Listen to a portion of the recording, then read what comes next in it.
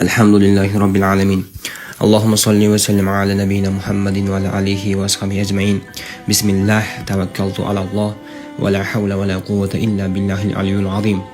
Allohim o'zingga maqtovlarimiz bo'lsin, cheksiz shukrlarimiz bo'lsin. Allohim, mana shu mahluqotingni yaratibsan, shu mahluqotingni boshqarishni ilmini o'zing bizlarga o'rgatibsan, o'zingga maqtovlar bo'lsin.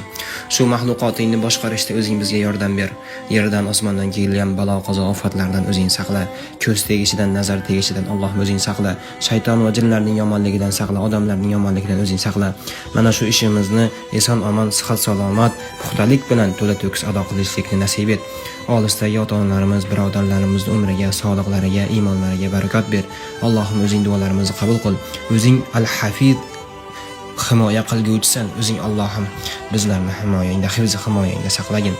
Duolarimizni qabul qil. Alhamdulillahi Rabbil alamin. Allohumma salli va sallim ala nabiyyina Muhammadin va ala alihi va ashabihi ajma'in. Amin.